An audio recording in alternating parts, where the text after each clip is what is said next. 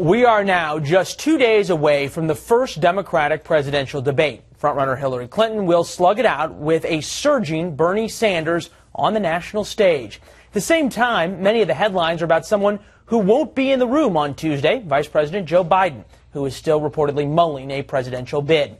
Let's break it down with our political panel. Brad Blakeman, former senior advisor to President George W. Bush, and Emily Tish Sussman, campaign director at the Center for American Progress Action Fund. Emily, ladies first, to you. Hillary Clinton's poll numbers have continued to go lower than anyone thought was possible. Hit rock bottom and started to dig. The question is this debate make it or break it for her?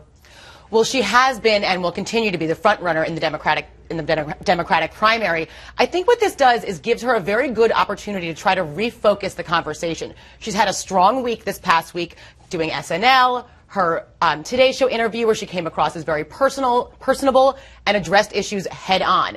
Look, Sanders had only up to go. He was starting from basically nowhere. He's an unknown nationally and is trying to pull from her left. So he's been moving in that direction, and it's been difficult for her to break through on issues. This gives her an opportunity to do so. Brad, do you think this conversation, because it's only Democrats on the stage, is only going to be about quote-unquote issues? All of Benghazi, Emailgate, all that stuff may not even come up.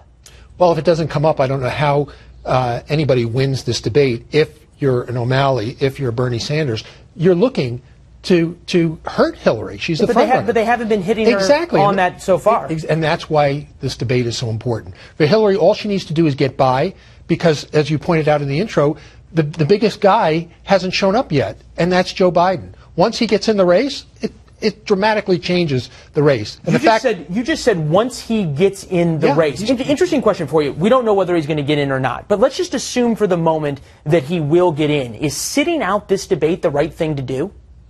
Look, I think that if he was going to get in, then actually he should be in this race. He has very high name ID, which would be the thing you'd worry about most getting into a race early. People know who he is. But he will have to define himself as separate from the Obama presidency. So he needs every opportunity he can to do that. So if he was going to, getting in this race would certainly be an opportunity to do that. Brad, if you were advising him, would you say sit this debate out, or would you say go in? No, sit it out.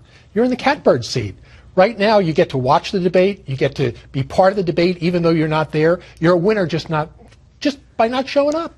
That's not a bad position to be in. Interestingly enough, Bernie Sanders is starting to get some tougher questions now that he's surging in the polls. Take a listen to him earlier on Meet the Press. When one of your Republican colleagues gets on the show, do you say, "Are you a capitalist?" Have you ever referred to them as capitalists? Yeah. Are you a capitalist? No. I'm a democratic socialist. But what I mean is I've been elected as an independent throughout my political career. Forget for a moment what a democratic socialist actually means. I'm not sure anyone is clear. Perhaps Senator Sanders is. The question is that can you win the Democratic nomination pulling from such a hard left position? It's very hard to win the South that way. Well, I think it would be hard to win all over that way. He's definitely defining a ground for himself. But what is his path forward? Like, what is his national path? Even if he ends up winning New Hampshire, which would be the only possible, I think, is that it's his next neighboring home state. What is a democratic socialist? That is really the question here. You can't even Google it. It's never the questions that get you in trouble, only the answers. That's right. Is he never have to answer that, you think, Brad? Of course he's going to have to answer it, because you have to be selected by the party before you're elected by the people. If the Democrats select this guy, it's the best thing that happened to Republicans, because I believe, as a democratic socialist, the American people reject that in a general election.